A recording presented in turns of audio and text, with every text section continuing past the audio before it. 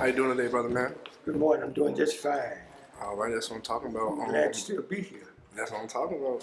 My name is George Giles. This is Jasmine Duckworth, and we just came to interview you about your experience at one of the first African American high schools in our area. Um, First question I have for you is, what were the years that you attended, and did you graduate? I attended. I came to the high school in 1958, and I graduated in 1962. Tell us a little bit about your family and how family life was during the time before we get into your school experiences. Well, my family life was very good because I had a mother and father, and they saw that we had, and they provided for us very well. We were very fortunate in our day and time. They had a roof on our head, food in our mouth, and clothes on our back. That's what I'm talking about. And they saw that we had to do what we needed to do. In other words, they didn't take no for an answer.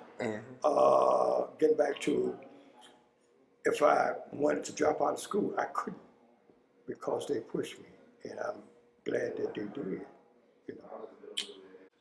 With the family aspects, in your background being so stern and everything like that, do you think that having two parents was, a blessing for you? A lot of people didn't have that experience growing up.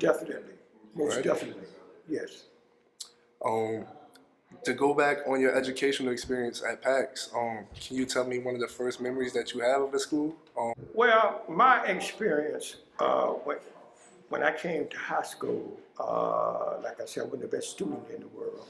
And I guess one of these students that wanted to do what he wanted to do.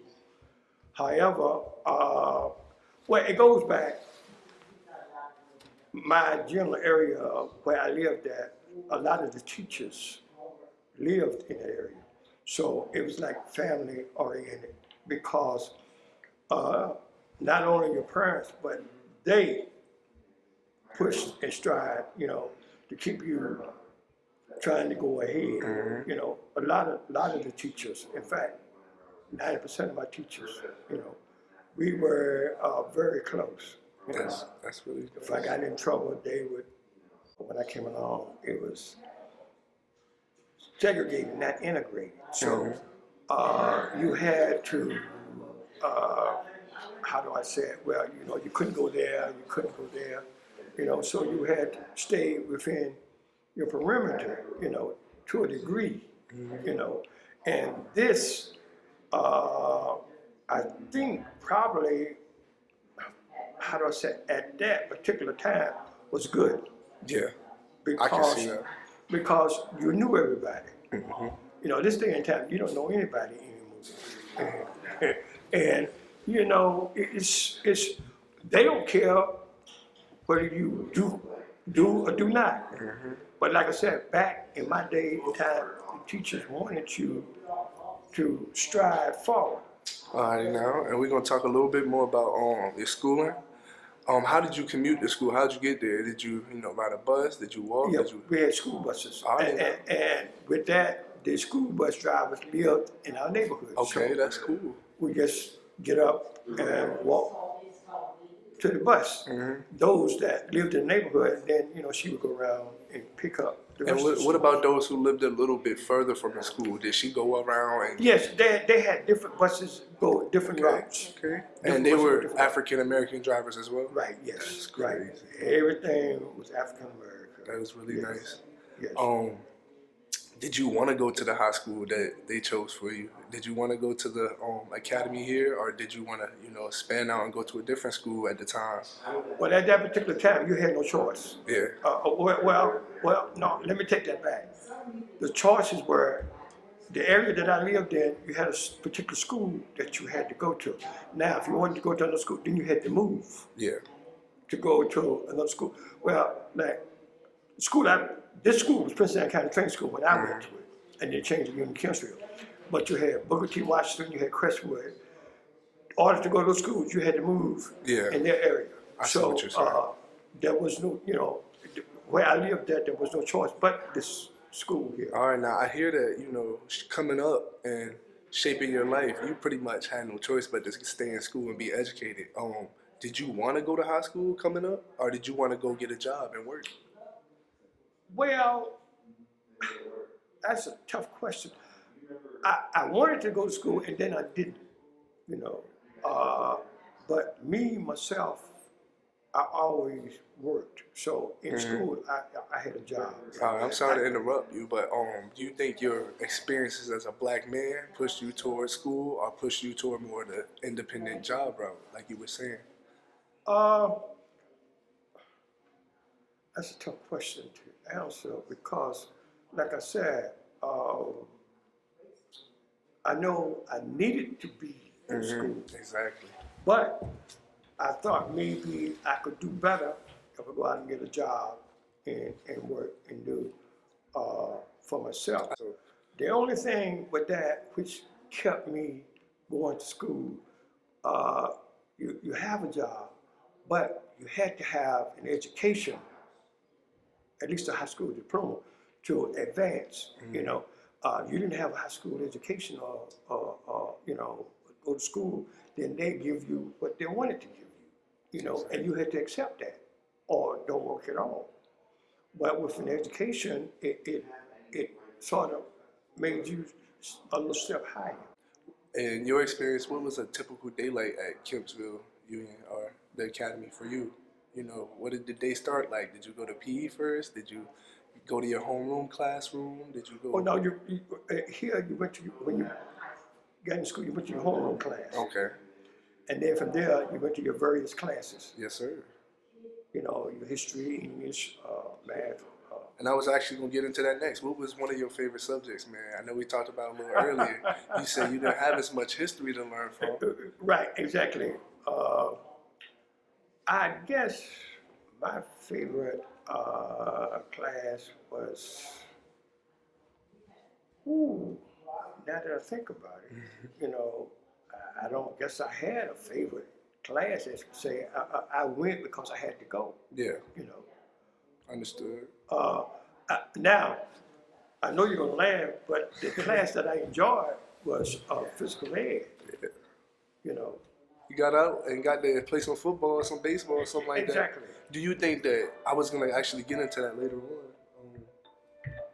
Do you think that sports was essential to how black communities were set up back then as it is now, where everybody's training to be the next LeBron James or Michael Jordan? It sort of led to that, but like I said, when I was in school, I was too small to play, so Yeah. that's why I was in the band, and I was too small to play sports. So that was a no-no for me, to think that I could progress by playing sports and get a step ahead. It was almost like a pipe dream, wasn't it? Yes. It was something that could be on the Yes. background where Yes. you still needed that education. Exactly. Do you feel that your school was properly funded? Do you think y'all had, enough activities to do, or just fair amount of lunch and everything like that? Well, I truthfully say the cafeteria and the people like that, they did what they had to do. But like you said, it wasn't properly, but we made do. Put it that way, we made do. And one of the biggest questions for me today would be, in your community of African American people back then, was it really important to you to see black people in a role of authority? Or In my day and time, how do I say it? In my community, we had black-owned businesses. okay, And this day and time, you don't. understood. You don't. Understood. If we wanted a haircut, we had barber shop to go to. If you wanted a beauty parlor, if you wanted a restaurant, we had restaurants. So we had black-owned businesses. My family, well, my mother's family, they owned it. It was, I guess you could call it. It was they sold chicken and stuff like that. It's called Like a little chicken. diner. But it was black owned, And like I said, and they strive, you know, like I said, in our community, it was like a family, It's tight knit. yeah, Yes, sir. you know. That close relation, did that help the school out any mean? I know you said that the school wasn't funded. Did these black businesses at the time, were they able to afford? If they needed, you know, then we have fundraisers, Yeah. you know, particular to if there was anything that the school needed or whatever, we had, you know, we had fundraisers and made the money like that. That's really dope, man. Yeah. One of the last questions I'm gonna get to is, how does it feel, or did you feel any separation between black students and white students in that time? And was it more of an educational purpose, or was it just a full separation of color? Now, to answer that question, like I said, when we came along, we had like a shack to go to school in. Right? Could I be allowed to say that, right? Yes, you are. They had nice schools, you know, and you could walk by, but you couldn't go in. You know, we had a shack over here, they had a school over here, you know, and I often wondered about that. Why can't we just go there too, you know? But then you come to realization, you know, if they don't want you there, then don't go, you know, because, like I said, I guess with me, when I came along, the whites stayed over there and we stayed over there. So it didn't bother me, you know. Some of the things that they had bothered me because I thought that we should have had them too, you know. Alrighty, and my last question would be, you attended in '58, so you were in the prime of the civil rights movement. Yes. I really want to know, did you face any resistance or backlash when you attended the school? And was it, was it hard on you to go through those things? If so?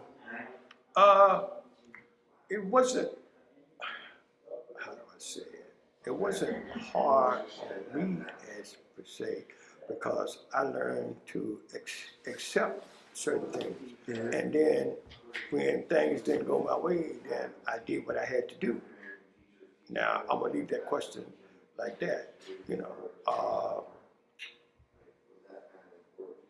I got you. It's hard for me to say because, like I said, I didn't need them and they didn't need me, so you know I left it alone. But if I had to have something, then you know from them, then like I said, during the segregation, I had white people that they would have accepted me like their child, you know. And but you can't, you know, that was just one or two, you know. So you know, they treat you nice, but you don't know how to take that because you don't know whether they're gonna turn their back on you or not. Because over there, they didn't want you, period. Yeah. You know, so it made it kind of you accepted that, but then you was a little leery of it, you know, because you don't know how the outcome is going to be. Understood. Yeah. It's like, it's kind of just walking that road with a Exactly. weary eye. You know, gotta are be you being observant. nice to me to be nice to me, or you being nice to me so that you can do something to me down the road? Heard that, man. You know, so I was always aware of that. You know. Okay.